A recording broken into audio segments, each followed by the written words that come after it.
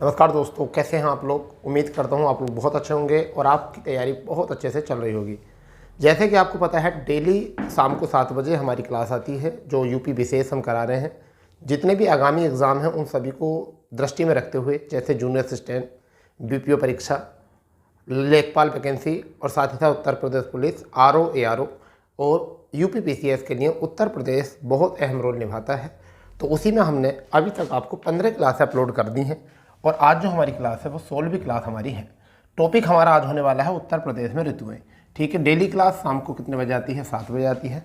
तो दोस्तों, आपको पता होगा कि कल जो हमने क्लास पढ़ाई थी उसमें हमने आपको बताया था इससे संबंधित, यानी कि मौसम, ऋतु, जलवायु। तो हमारा विशेष टॉपिक था जलवायु, और जलवायु हमने आपको बताया था ऋतु क्या होती है। ऋतु को सीज़न बोलते हैं, ठीक है, और जलवायु को क्लाइमेट बोलते हैं। जबकि साथ ही साथ हम जो आपका वेदर होता है, हमने मौसम उसे ही पढ़ाया था। मौसम को बोलते हैं वेदर, ऋतु को बोलते हैं सीज़न और जलवायु को बोलते हैं क्लाइमेट। तो हमने इसको बताया था कि ऋतु क्या होता है।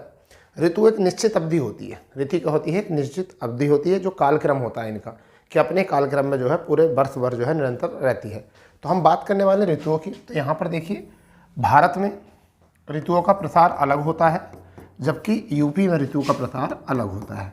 यूपी में ऋतु का प्रसार अलग होता है, ये बात याद रखनी है। भारत में अगर हम सबसे पहले बात करें तो ग्रीष्म ऋतु की। ग्रीष्म ऋतु की अगर भारत में बात करें तो ये 15 मार्च से 15 जून तक होती है। कब तक होती है? 15 जून तक होती है। अगर हम वर्षा ऋतु की बात करें, तो 15 जून से आपकी 15 सितंबर तक भारत में रहती है। जबकि हम बात यहाँ करें तो यहाँ पर शीत मतलब शरद ऋतु होती है। क्या होती है? शरद ऋतु। तो शरद ऋतु होती है 15 सितंबर से लेकर, शरद ऋतु की बात कर रहे हैं, 15 सितंबर से लेकर ऐसा मान के चलिए 15 दिसंबर तक ये शरद ऋतु रहती है, क्योंकि ये थोड़ा सा एक अलग पार्ट पड़ जाता है। और वहीं पर बात करें तो शीत ऋतु जो होती है, ये भारत की बात कर रहे हैं, यहाँ पर जो होता है 15 दिसंबर से लेकर और आपकी 15 मार्च तक शरद होती है। वैसे 15 फरवरी तक होती है, मगर 15 मार्च तक हम इसको मानते हैं। तो ये तो होती हैं 4 ऋतु भारत में। पूर्णतः जो 4 ऋतुओं की बात हम कर रहे हैं, इनको 4 ऋतुओं में कन्वर्ट किया गया। क्यों? क्योंकि भारत की जो जलवायु है वो पूरी अलग अलग स्थानों पर अलग अलग तरीके से, जैसे ठीक है, इस तरीके से। अब अगर हम ये करें, इस तरीके से बात कर लें तो देखिए, यहाँ पर हिल क्षेत्र है, यहाँ पर पूर्वोत्तर क्षेत्र है, यहाँ पठारी क्षेत्र है, यहाँ पर देखें तो जलवायु क्षेत्र है। तो अलग अलग है, तो इस वजह से जो है अलग अलग कंडीशन जो है यहाँ पर दिखाई देती हैं। जबकि यूपी जो है, यूपी का जो आकार है वो कैसा है? वो आपका इस तरीके से जो है कुछ इस तरीके का बना हुआ, लंबवत। ठीक है, ये क्या बना हुआ है? यूपी का लंबवत बना हुआ है। तो ये केवल किस वाले भाग में आता है? केवल इस वाले भाग में जो है यूपी आता है। तो यहाँ पर केवल यूपी में जो होती हैं वो 3 ऋतु होती हैं, जिसमें हम बात करते हैं। एक तो ग्रीष्म ऋतु, दूसरी आपकी जो होती है वर्षा ऋतु, ठीक है, वर्षा ऋतु, और तीसरी जो होती है वो आपकी होती है शीत ऋतु। ठीक है, तो इनमें अलग अलग आता है। ग्रीष्म ऋतु जो होती है वो आपकी मार्च से लेकर जून तक होती है। मार्च से लेकर जून तक होती है। ठीक है, वर्षा ऋतु जो होती है वो जून से लेकर आपकी सितंबर तक होती है। कहाँ तक होती है? सर, जून से लेकर अक्टूबर तक होती है। कुछ क्षेत्रों में अक्टूबर में वर्षा होती है। वहीं पर अगर हम बात करते हैं, शीत जो होती है यहाँ पर वो नवंबर से लेकर कब तक होती है? मार्च तक होती है। ठीक है, तो यहाँ पर 3 रूपों में बांटा गया है, इसको थोड़ा ध्यान रखेंगे। यानी कि भारत में 4 क्षेत्रों में बांटा गया है, ठीक है, और यूपी में जो है इसे 3 क्षेत्रों में बांटा गया है। यानी कि ग्रीष्म ऋतु यहाँ 15 मार्च से लेकर 15 जून कर सकते हो। यहाँ पर वर्षा ऋतु 15 जून से लेकर 15 अक्टूबर कर सकते हो। शीत ऋतु जो है वो आप 15 नवंबर से 15 मार्च तक आसानी से कर सकते हो। ठीक है, ठीक है भाई। तो इतनी बात आपको जो है समझ में आ गई होगी, क्लियर। अब हम 1 बाई 1 बात करेंगे, 1 बाई 1। अब 1 बाई 1 में सबसे पहले जो हम लिखेंगे यूपी की, वो क्या लिखेंगे? ग्रीष्म ऋतु। ठीक है, सबसे पहले यूपी की जो लिखेंगे वो क्या लिखेंगे? ग्रीष्म ऋतु। ठीक है, ग्रीष्म ऋतु। थोड़ा सा इसको बता देते हैं, फिर उसके बाद में लिखेंगे पॉइंट पॉइंट। तो हम बताने वाले हैं, सूर्य की किरणें जो कर्क रेखा पर, सूर्य की रेखाएं जो कर्क रेखा पर सीधी पड़ती हैं, जिससे तापमान में वृद्धि होती है। तो इस वजह से जो है इस क्षेत्र में जो है, यानी कि उत्तरी गोलार्ध के वो भी उत्तर वाले भाग में जो है वहाँ ग्रीष्म ऋतु जैसी घटना होती है, यानी कि सूर्य की किरणें लंबवत पड़ती है। तो अब यूपी में सर्वाधिक जो गर्म माह होता है वो कौन सा होता है, वो मई होता है। जबकि यूपी में अब क्या होता है, मई, और जबकि संपूर्ण भारत में जून होता है। संपूर्ण भारत में जो होता है वो जून होता है, जबकि यूपी में कौन सा होता है, मई होता है। औसतन तापमान जो रहता है यूपी में वो 39 से 40 डिग्री रहता है। न्यूनतम तापमान जो रहता है वो 18 से 20 रहता है। 18 से न्यूनतम तापमान जो रहता है वो यूपी में कितना रहता है, 18 से 20 रहता है। वो भी किधर, अगर हम मध्य यूपी को देखें तो, जबकि हम उत्तर पश्चिम यूपी को देखेंगे तो वहाँ पर न्यूनतम तापमान जो है माइनस के 2 डिग्री 3 डिग्री में पहुँच जाता है। समझिए नहीं, जैसे आप मुरादाबाद क्षेत्र देख लो, बरेली क्षेत्र देख लो, यहाँ पर पहुँचेंगे तो माइनस में भी कई बार तापमान देखने को मिला है। कुछ जनपद ऐसे हैं जहाँ पर तापमान बहुत ज़्यादा होता है गर्मी में, जैसे झांसी, आगरा, कानपुर, मथुरा, ललितपुर, ठीक है, यहाँ पर जो है तापमान अधिक होता है, 47 से 48 डिग्री तक भी गर्मियों में देखने को मिलता है। प्रदेश का सबसे अधिक गर्म क्षेत्र जो है, गर्म क्षेत्र, वो है आपका आगरा, झांसी और मथुरा। परंतु इस बार 2024 में जो है वो बांदा में सबसे ज़्यादा गर्मी देखने को मिली, 2023 में भी, और 2023 में, 2024 में तभी गर्मी शुरू हुई है, तो 2023 में जो है वो बांदा जनपद में जो है सबसे ज़्यादा गर्मी देखने को मिली थी। ठीक है, अगर हम बात करें सबसे कम गर्मी जो होती है वो कहाँ होती है, तो बरेली में सबसे कम गर्मी होती है। तो ग्रीष्म ऋतु की तो इतनी बातें हैं। सबसे पहली बात कर लेते हैं ग्रीष्म ऋतु क्यों होती है, तो मैं बताने वाला हूँ। सूर्य की किरणें जब लंबवत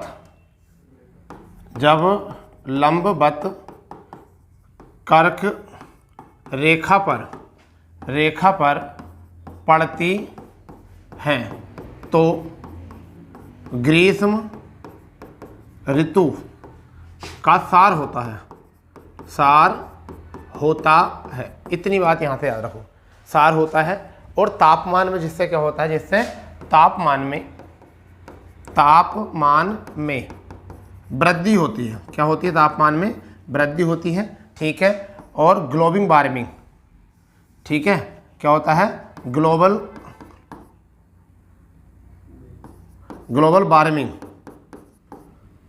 वार्मिंग में वृद्धि होती है, कार्बन डाइऑक्साइड CO2 में वृद्धि होती है, जलवायु में परिवर्तन होता है, ठीक है, और ऋतु में आंशिक परिवर्तन होता है, ठीक है, और आबादी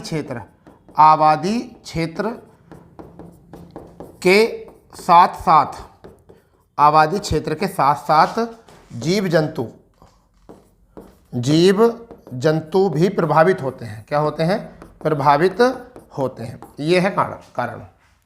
समझ गए नहीं, मतलब क्या होता है, ग्रीष्म ऋतु में सूर्य की किरणें जो है जब लंबवत कर्क रेखा पड़ती हैं तो ग्रीष्म ऋतु का सार होता है, तापमान में वृद्धि होती है, ग्लोबल वार्मिंग में वृद्धि होती है, CO2 में वृद्धि होती है, जलवायु में परिवर्तन होता है, ऋतु में आंशिक परिवर्तन होता है, आबादी के साथ साथ जो है जीव जंतु और प्रकृति में भी इसका प्रभाव देखने को मिलता है। यहाँ से अगर बात करें तो सर्वाधिक गर्म माह जो है, अगर हम बात करें यूपी में, तो यूपी में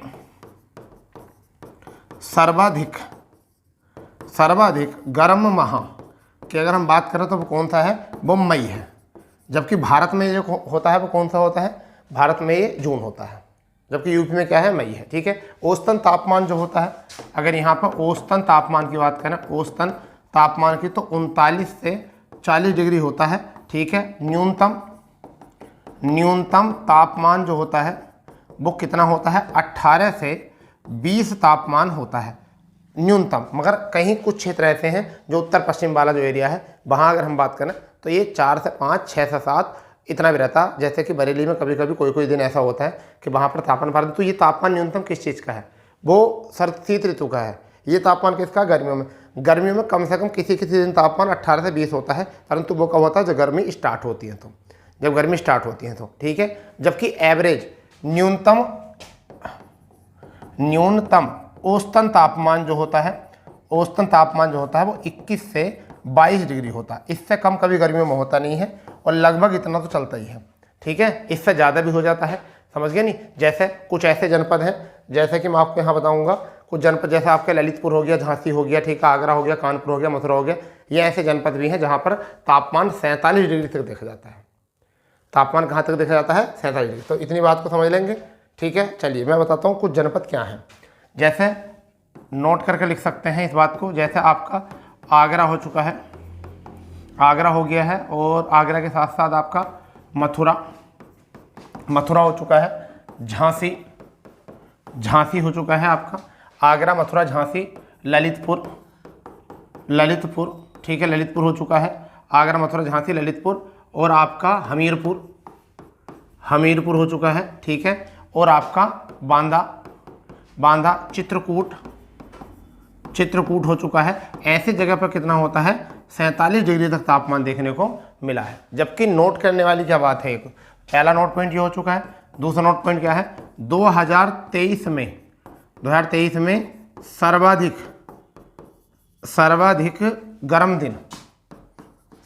गर्म दिन जो कहाँ देखा गया? वो बांदा में देखा गया। कहाँ पर? बांदा, जहाँ पर 49 डिग्री तापमान देखने को मिला। समझ गए? हालत खराब हो गई होगी बहुत। क्या हो गई होगी? हालत खराब, बिल्कुल।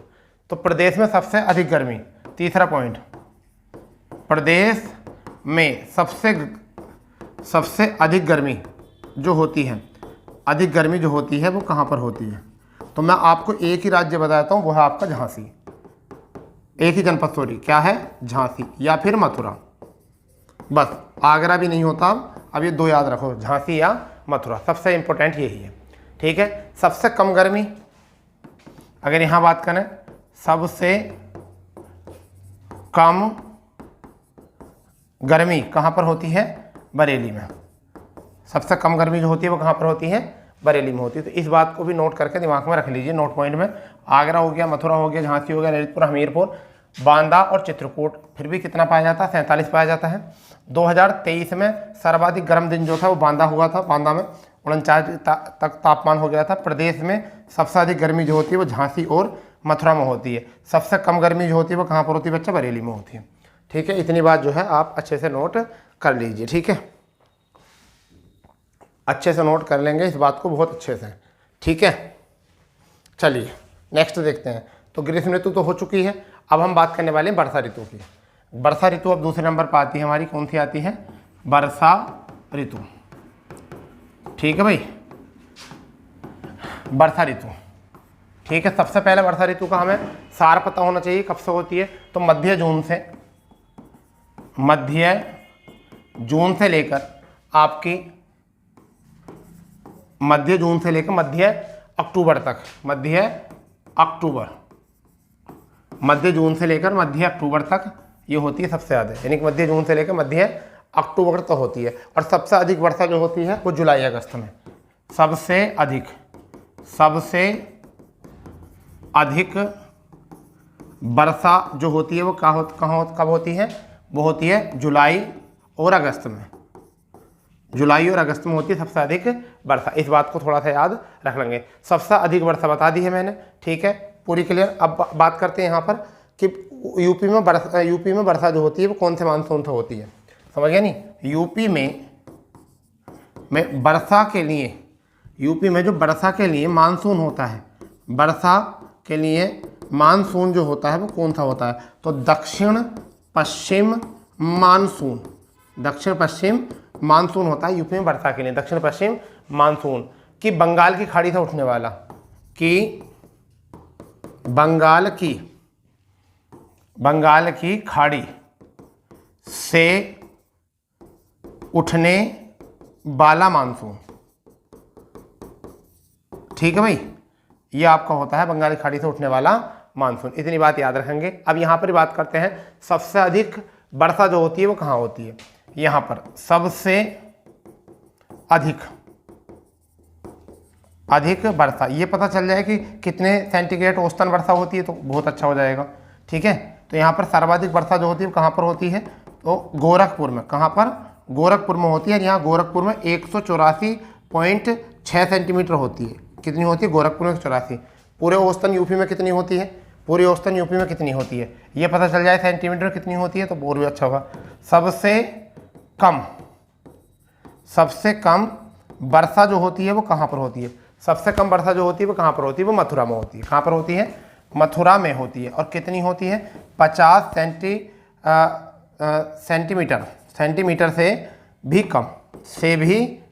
कम होती है।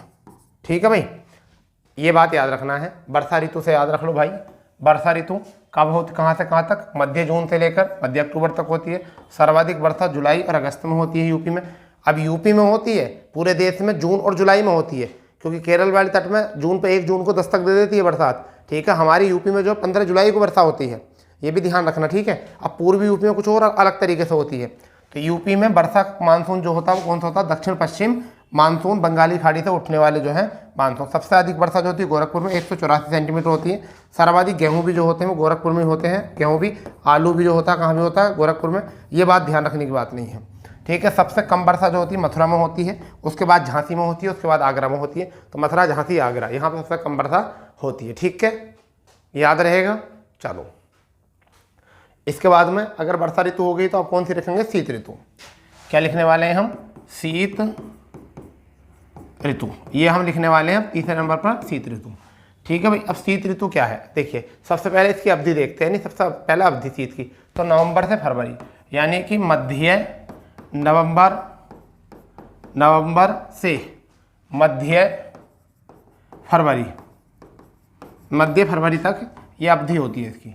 मध्य नवंबर से लेकर मध्य फरवरी तक इसकी जो होती है अवधि होती है। ठीक है, इतनी याद रहेगा। ठीक, और यहाँ पर जो तापमान होता है, ऐसा मान के चलिए यूपी का सर्वाधिक ठंडा जो होती है, नहीं यूपी में सर्वाधिक ठंडी जो होती है, यूपी में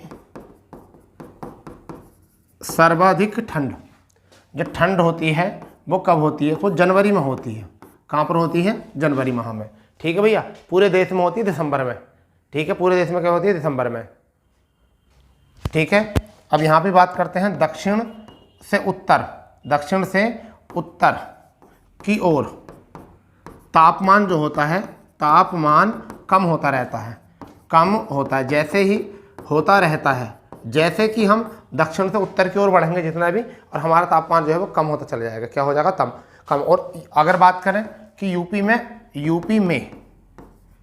में उत्तर पश्चिम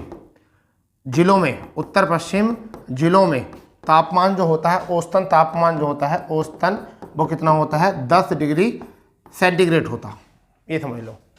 ठीक है, क्या होता है, से भी कम, या इससे मान लो कम मान लो इतना, क्योंकि ये क्या होता है यूपी के जिलों में, यूपी के नहीं, ये उत्तर पश्चिम के जिलों में होता है। यूपी के उत्तर पश्चिम जिलों में, यानी कि जो हमारे जिले हैं, जैसे मुरादाबाद हो गया है, ठीक है, बरेली हो गया है, रामपुर हो गया है, तो ये सब उत्तर पश्चिम जिले जो होते हैं यूपी के, उनमें सब में तापमान क्या होता है, वो कितना होता है, 10 या 10 से कम होता है। इससे कम भी हो सकता है, 10 भी होता है, क्योंकि तुमने देखा यहाँ 4-5 तापमान भी आ जाता है कई बार। ठीक है, शीत ऋतु में न्यूनतम तापमान जो होता है बरेली में होता है, समझ गए नहीं। शीत ऋतु में न्यूनतम तापमान जो होता है, न्यूनतम तापमान जो होता है वो कहाँ पर होता है, बरेली में होता है। और न्यूनतम तापमान का मतलब यह है कि बरेली में, परंतु औसतन अगर बात करें उच्चतम जो होता है तापमान, उच्चतम पूरी यूपी में उच्चतम तापमान वर्षा ऋतु में वो कहाँ पर होता है, वो बुंदेलखंड में होता है। कहाँ पर, बुंदेलखंड। ठीक है, और वर्षा जो होती है, अगर हम यहाँ बात करें वर्षा, तो 10 सेंटीमीटर होती है। कितनी होती है, 10 सेंटीमीटर वर्षा होती है यूपी में इन दिनों में। ठीक है, तो यहाँ पर बात करने वाले हैं, इसका कार्यकाल होता है मध्य नवंबर से लेकर मध्य फरवरी तक होता है। यूपी के सर्वाधिक ठंडा जो है जनवरी होती है। ठीक है, दक्षिण से उत्तर की ओर जब तापमान कम होता रहता है। ठीक है, यूपी में उत्तर पश्चिम जिलों में जो औसत तापमान होता है वो कितना होता है, 10 या उससे कम होता है। ठीक है, न्यूनतम तापमान बरेली में होता है। ऐसे भी क्वेश्चन पूछा गया उत्तर प्रदेश पुलिस में, इस बार नहीं पिछली बार पूछा गया कि उत्तर प्रदेश में कहाँ सबसे ज़्यादा ठंड होती है, तो कहाँ होती है, बरेली में होती है। ठीक है, उच्चतम तापमान जो होता है बुंदेलखंड में होता है, और वर्षा जो होती है वो कितनी होती है, 10 सेंटीमीटर। ये तो हो गई आपकी ऋतु। ठीक है भाई, ये आपकी ऋतु होती है, इसको नोट कर लेंगे। इसके बाद में जो हम अलग टॉपिक करेंगे वो शुरू करेंगे मृदा।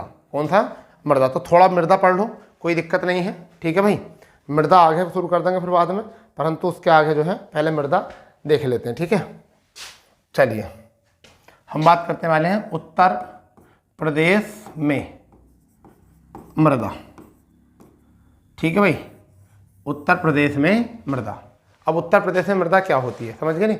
मिट्टी का जो अध्ययन किया जाता है, इसमें बता दूंगा पहले, उससे पहले बता देखेंगे मिट्टी का अध्ययन जो किया था वो किसने किया था, पिरोबाडिया ने किया था। प्रोफेसर कौन थे, पिरो लिखा हुआ मिलेगा, जैसे हम कहते हैं ना COP बोल देते हैं, कोप बोल देते हैं इसको, ऐसे ही DY बोल देते हैं, DY तो DY नहीं होता, वो डिप्टी होता है, ठीक है। तो जो वो आपको लिखा हुआ होता है वो होता है प्रोफेसर बाडिया। तो बाडिया नडाल पूरा नाम था इनका, क्या नाम था? प्रोफेसर बाडिया नडाल, कुछ और आगे गोत्र था मुझे नहीं पता, ध्यान नहीं आ रहा। तो बाडिया नडाल पूरा नाम था, ठीक है। रही बात ये कि यूपी की जो मृदा होती है वो 3 भागों में बांटी जाती है। भाई मृदा क्या होती है ये भी तो पता होना चाहिए। पृथ्वी की भूपर्पटी की ऊपरी जो सतह होती है, यानी कि उर्वरक सतह जो होती है उसे हम क्या कहते हैं? मृदा कहते हैं। यानी कि जिस पर पैदावार होती है उसे हम क्या कहते हैं? मृदा कहते हैं, ठीक है। तो अगर हम बात करें मृदा, मृदा का अध्ययन, मृदा का अध्ययन जो क्या वो किसने किया था? किसने किया था? प्रोफेसर नाडियाल ने, बाडियाल, प्रोफेसर बाडिया ने, ठीक है। ये किसने किया था? प्रोफेसर बाडिया ने किया था। अब मृदा क्या होती है? मृदा क्या होती है? तो ये होती है भूपर्पटी। या भूपर्पटी कितनी होती है? 1 से 100 किलोमीटर तक होती है वैसे तो भूपर्पटी। तो भूपर्पटी पर उपजाऊ सतह जो कृषि योग्य होती है। अब वहाँ कहीं पर तो कम कृषि योग्य होती है, कहीं पर अधिक कृषि योग्य होती है, ठीक है भाई। अगर हम बात करें यूपी में मृदा को 3 भागों में विभाजित किया गया है। कहाँ पर विभाजित किया गया है? 3 भागों में विभाजित किया गया बच्चा। कहाँ पर? कितने भागों में? 3 भागों में जो है इसे विभाजित किया गया है, ठीक है। अब वो कौन कौन से होते हैं? जैसे एक तो होता है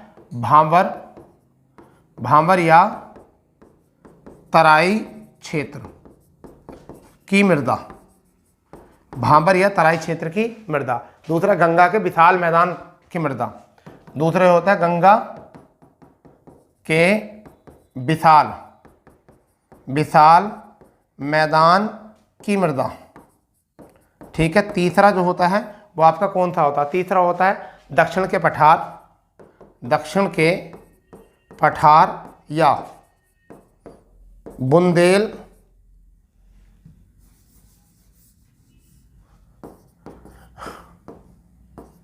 बुंदेलखंड की मृदा, ठीक है भाई। ये होते हैं। तो एक बार इसको समझ लेंगे, अच्छे से समझ लेंगे क्या है। देखिए मृदा का अध्ययन प्रोफेसर बाडिया नडाल ने किया था। मृदा जो है वो भूपर्पटी पर उपजाऊ सतह जो कृषि योग्य होती है, ठीक है। यूपी में मृदा को 3 भागों में जो है विभाजित किया जाता है, ठीक है। भांवर तराई क्षेत्र की मृदा, गंगा के विशाल मैदान की मृदा, दक्षिण के पठार बुंदेलखंड की मृदा, ये 3 होते हैं। इस बात को जो है माइंड में अपने अच्छे से कर लेना, ठीक है भाई। इससे अच्छे से बिल्कुल तब जो हम सबसे पहले पढ़ेंगे वो कौन सी पढ़ेंगे? आप भांवर क्षेत्र। परंतु उससे पहले कुछ क्षेत्र पढ़िए। उससे पहले क्या, आपको कुछ क्षेत्र पढ़ाता हूँ मैं। अब वो क्षेत्र क्या होते हैं, एक चित्र बनाता हूँ मैं आपको, और वो चित्र जो है आपके लिए बहुत सफिशियंट हो सकता है, आपके लिए बहुत सफिशियंट होता है, आप इसको बना लेंगे,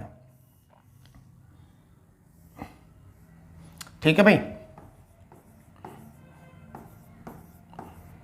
आप बहुत अच्छे तरीके से बना लेंगे, ठीक है भाई।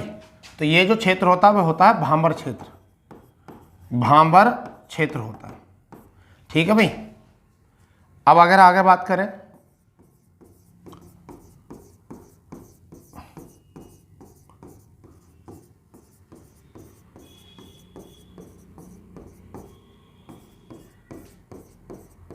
ये आपका होता है तराई क्षेत्र,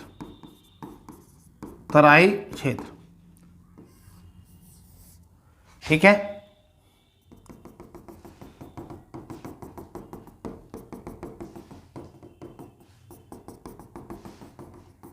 ये क्षेत्र जो होता है ये होता है बांगर क्षेत्र। बांगर, ये जलोढ़ मृदा आ गई ना, अब तो बांगर क्षेत्र कौन सा होता है? बांगर क्षेत्र होता है, ठीक है भाई। अगर हम आगे बात करें तो ये जो होता है आपका, ये कौन सा हो जाता है नीचे वाला? ये खादर क्षेत्र होता है।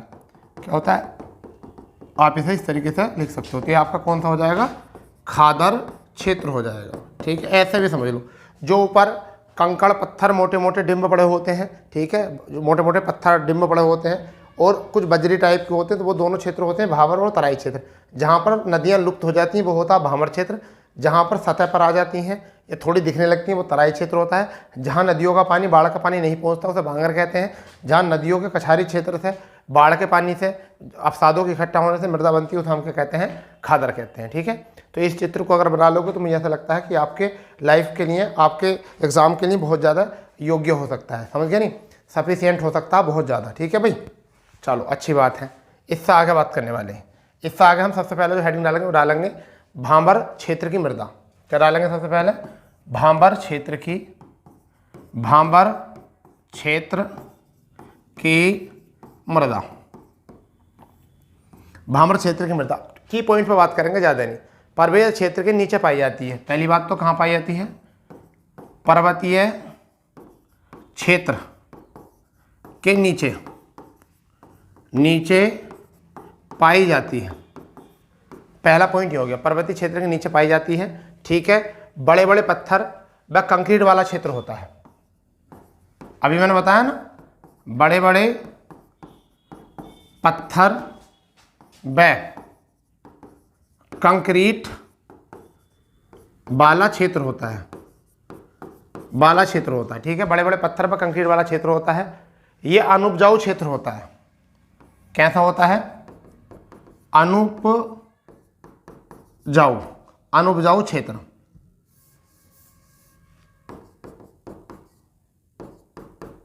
अनुपजाऊ क्षेत्र होता है। ठीक है, यानी कृषि योग्य नहीं होता। ठीक, इतनी बात रहेंगे। सीमेंट व कंक्रीट के लिए ये क्षेत्र जाना जाता है। यानी किसके लिए, सीमेंट व कंक्रीट। सीमेंट तो नहीं कह सकते, ऐसा मान लें कंक्रीट लिख सकते हैं, कंक्रीट। सीमेंट तो बनाया जाता है, सीमेंट के लिए जाना जाता है। ये भी बात पॉइंट करो, सीमेंट के लिए जाना जाता है। इमारतों का निर्माण, सड़क के निर्माण और कंक्रीट, इसके लिए ये जाना जाता है। तो ऐसा मान के चलिए कि सीमेंट, ऐसा मान लो इमारतों के लिए, इमारतों के निर्माण, सड़क निर्माण, ठीक है, आपके में सहायक होता है, में सहायक होता है, क्योंकि इसमें ऐसी चीज़ें मिलती हैं। ठीक है, सहायक होता है। यह हिमालय की तलहटी से, कहाँ से कहाँ तक, यह हिमालय की तलहटी से, तलहटी मतलब से कहाँ, सहारनपुर, सहारनपुर से कहाँ तक विस्तृत है, ये आपका बिजनौर तक देखा जाता है। कहाँ तक देखा जाता है, बिजनौर तक देखा जाता है, बिजनौर तक देखा जाता है। इतनी बात याद रखो भाई, इतने पॉइंट याद कर लो, इससे ज़्यादा कुछ नहीं। ठीक है, तो सबसे पहला आप कह रहे हैं भाबर क्षेत्र की मृदा, यानी कि पर्वतीय क्षेत्रों के नीचे पाई जाती है। ठीक है, बड़े बड़े पत्थर कंक्रीट वाली, जैसा अभी मैंने आपको बताया, देखो बड़े बड़े पत्थर, ये देखिए बड़े बड़े पत्थर है ना, ये वाला बड़े बड़े पत्थर की बात करें हमने, तो यही थी। नीचे कंक्रीट वाले क्षेत्र जो हैं ये वाले हैं। ठीक है भाई, तो आपको याद रखना है। ठीक है, देखिए तो क्या है, बड़े बड़े पत्थर व कंक्रीट वाले क्षेत्र पाए जाते हैं। अनुपजाऊ होती है, जहाँ पर बड़े बड़े पत्थर होंगे, डिम्ब होंगे, वहाँ कुछ भी नहीं होता।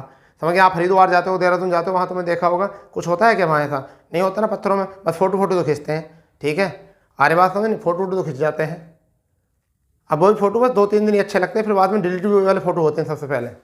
समझ गए नहीं, जब तुम्हारा नंबर कोई ब्लॉक कर दे तो फिर वो वाले फोटो याद आते हैं, तो फिर बार बार उन्हें फोटो को देखते हैं, तो फिर उन्हें डिलीट कर देते हैं जल्दी। कुछ होते हैं मजनू टाइप जो फोटो को छिपा के रखते हैं। ठीक है, तो क्या होते हैं, देखिए अनुपजाऊ क्षेत्र होता है यहाँ पर। अगर बात करेंगे कंक्रीट के लिए जाना जाता है, यानी कंक्रीट मतलब बजरी फुट के लिए यहाँ पर बहुत ज़्यादा जाना था। इमारतों के निर्माण के लिए सहायक होता है, सड़क निर्माण के लिए सहायक होता है। ठीक है, यह हिमालय तलहटी से सहारनपुर से लेकर बिजनौर तक, सहारनपुर से लेकर बिजनौर तक का जो है एरिया इसी के दायरे में आता है। तुम जाकर देखो कभी, तो इधर जब सहारनपुर जाओगे तब वहाँ पे पत्थर कंक्रीट बजरी होगी। ठीक है, बहुत सारे वहाँ जोड़े आपको बैठे हुए मिलेंगे, कोई किसी का फ़ोटो खींच रहा है, कोई किसी का फ़ोटो खींच रहा है, ठीक है। तो ऐसा तुमने देखा होगा, सब वो हवा है, ठीक है, फ़ोटो खींचने की, और कुछ नहीं, हवा नहीं है। तो आप घबराओ मत, फ़ोटो वोटो के चक्कर मत पड़ो, फिर जाना विदेश में, कहाँ पर, इटली जाना घूमने के लिए। कहाँ पर, इटली के लिए। एक बार नौकरी लगाओ, फिर जो है नेशनल लेवल की नहीं, इंटरनेशनल लेवल की यात्रा करना फिर, ठीक है, वहाँ पर कोई तुम्हें देखे ही ना फिर।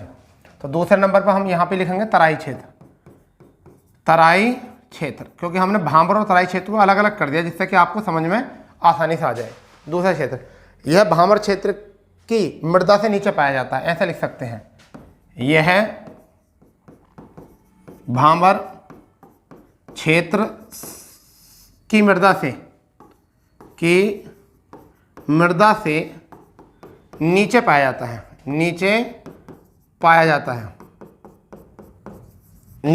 पहला पॉइंट यहाँ से ये हो चुका है, ठीक है। आगे बात समझ में, इसमें बालू की उपस्थिति होती है, बालू की उपस्थिति होती है इसमें, भाई इतना लिखो, इसमें बालू की उपस्थिति होती है। यह गंगा व रामगंगा व सहायक नदियों के आसपास का क्षेत्र होता है, आसपास का क्षेत्र होता है, ऐसा भी लिख सकते हो, का आसपास का क्षेत्र होता है जहाँ पर पानी पहुँच जाए। यह काफ़ी छिछला होता है, यह क्षेत्र जो होता है काफ़ी छिछला होता है, जहाँ पर चिपक सी रहती है। कई बार तुमने देखा होगा तरबूज पलेज उलेज गए होगे, जहाँ पर तरबूज होते हैं तो वो नदी के किनारे पर होते हैं, तो वहाँ पर कभी पानी, कभी सूखा, कभी रेत, कुछ इस तरीके से होता है। नहीं, क्या होता है इस क्षेत्र में जो होता है, तराई क्षेत्र की जो मृदा होती है वो समतल भी होती है, दलदली भी होती है, नमी युक्त भी होती है और उपजाऊ भी होती है। समझ गए, इतनी बात याद रखो। तो कैसी होती है, दलदली भी होती है और नमी वाली भी होती है, ठीक है, समतल भी होती है, ये भी आपने देखा होगा, और उपजाऊ भी होती है, उपजाऊ, ठीक है भैया, ये उपजाऊ भी होती है, इतना भी याद रखो, ठीक है, इतनी बात याद रहेगी। फसल की अगर बात करें तो गन्ना धान खूब होता है, क्या होता है, गन्ना और धान। अगर फसल की बात करें तो गन्ना व धान की पैदावार यहाँ पर खूब होती है, ठीक है, अच्छे से। अगर बात करें तो कुछ ऐसे क्षेत्र हैं, गोरखपुर में आलू और गेहूं की पैदावार होती है, तो गोरखपुर वाले क्षेत्र में जो है, अगर हम बात करें गोरखपुर वाले क्षेत्र में, तो आलू की पैदावार भी होती है और गेहूं की पैदावार भी होती है। इस वाले क्षेत्र में किसकी, आलू की भी और गेहूं की पैदावार भी होती है। तो इसलिए इतना ज़्यादा दिमाग में रखने की ज़रूरत है नहीं। नाइट्रोजन की मात्रा अधिक पाई जाती है, मतलब नाइट्रोजन की मात्रा मृदा में, नाइट्रोजन की मात्रा मृदा में अधिक पाई जाती है, ये तो यूरिया कम देना पड़ेगा। इसका मतलब क्या देना पड़ेगा, यूरिया कम देना पड़ेगा, इतनी बात याद रख लो यहाँ तक, ठीक है भाई, यूरिया जो है वो कम देना पड़ेगा, ठीक है। एक बार इसको ही रिकॉल कर लेते हैं, देख लेंगे क्या बोला है। यह है भांबर क्षेत्र की मृदा से नीचे पाई जाती है, ठीक है, इसमें बालू की उपस्थिति होती है। यह गंगा व रामगंगा व उसकी सहायक नदियों के आसपास का क्षेत्र होता है, काफ़ी छिछली होती है, दलदली होती है, नमी युक्त होती है, समतल होती है, उपजाऊ होती है। गोरखपुर में आलू और गेहूं की पैदावार होती है, इसमें नाइट्रोजन की मात्रा अधिक होती है इस मृदा में, ठीक है, और गन्ने की और धान की पैदावार अत्यधिक पाई जाती है, ठीक है। और ये कहाँ से कहाँ तक अगर हम बात करें तो ये गोरखपुर तक का क्षेत्र जो है, कहाँ से, आपका बिजनौर से लेकर गोरखपुर तक का क्षेत्र है। इसमें कहाँ से लेकर, बिजनौर से लेकर गोरखपुर तक का ऊपर का क्षेत्र, गोरखपुर तक का क्षेत्र जो है इसके दायरे में आता, तलैटी वाला क्षेत्र जो है यहाँ तक आता, ठीक है दोस्तों। तो हम क्लास बहुत बड़ी हो जाएगी, इसलिए हम अपनी क्लास यहाँ ही रोकेंगे, कल को यहाँ से शुरू करेंगे अभी क्लास, ठीक है। इस साल जो कल शुरू करेंगे, गंगा के विशाल मैदान की मृदा आ जाएगी कल, ठीक है। उसमें जलोढ़ मृदा आती है, जलोढ़ मृदा को हम बांगर भी पढ़ेंगे, खादर पढ़ेंगे, तो बहुत बड़ा टॉपिक है, इसलिए अपनी क्लास यहाँ ही रोकते हैं। अगर सेशन आपको पसंद आया हो तो सेशन को कर देंगे शेयर, दोस्तों में कर देंगे इसको ज़्यादा शेयर, लाइक कर देंगे, और जो चैनल पर नए हैं वो चैनल को सब्सक्राइब कर देंगे, क्योंकि आपको यहाँ पर बिल्कुल फ्री पढ़ाई हो रही है, बिल्कुल फ्री। यूपी आपके लिए बहुत जरूरी है। 16वीं क्लास आज थी, तो कल 17वीं क्लास के साथ जो है हम आपके अपने इस प्लेटफॉर्म पर उपस्थित होने वाले हैं, तो चैनल को ज़्यादा सब्सक्राइब करो। चलिए दोस्तों, मिलते हैं अपनी नई क्लास पर, जब तक के लिए जय हिंद, जय भारत, वंदे मातरम।